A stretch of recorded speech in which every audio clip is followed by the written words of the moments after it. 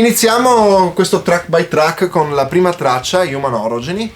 Human Orogeny è introdotto da tutta una parte orchestrale, no Luca? Esatto, che fa da, come dire, da apertura dell'album. È un'apertura, come definirla? Sicuramente impattante Cinematografica. e cinematografica, sì. Assolutamente.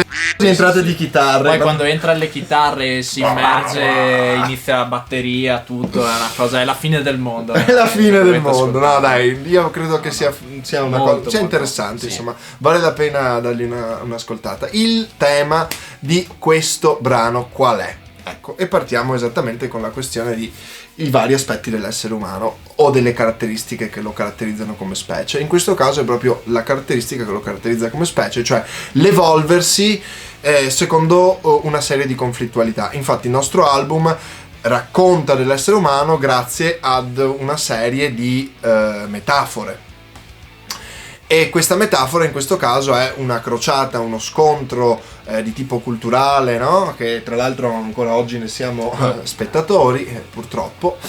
E comunque questo scontro porta l'essere umano ad evolversi, che poi questo scontro sia una guerra o che sia un dialogo o che sia un conflitto di altro genere, culturale, sociale, quant'altro, il punto è che noi ci evolviamo per contrasto, come comprendiamo la realtà per contrasto, quindi non sono quell'oggetto, non sono quell'uomo e così comprendo me stesso, quindi per conflitto in sostanza. E quindi questo è stato, diciamo, il motivo per cui l'abbiamo inserito come inizio, no, dell'album. Sì.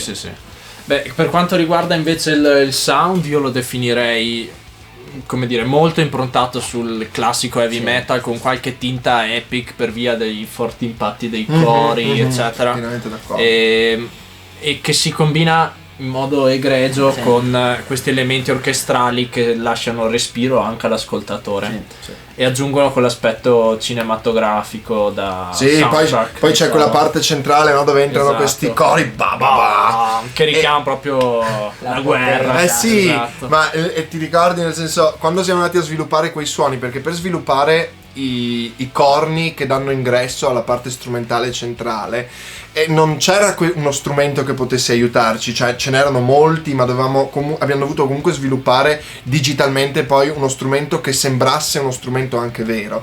E quindi noi, come l'abbiamo chiamato, i corni dalle profondità della terra. Esatto. E con Marco, sostanzialmente Ober, siamo impazziti nello sviluppare questo suono, abbiamo dovuto lanciare un suono dentro praticamente un tubo infinito, però in qualche modo è uscito qualcosa di è buono. impattante. Ecco, Esatto. quindi insomma fateci caso a questo ingresso di questi corni, più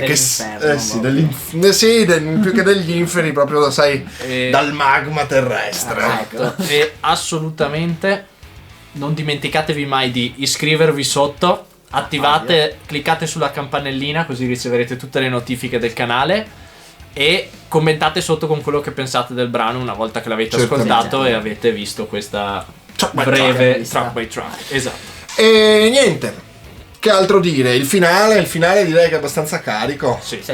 Assolutamente. Quindi insomma, ma non vi diremo niente. Assolutamente. Ascoltatelo. Ascoltatelo.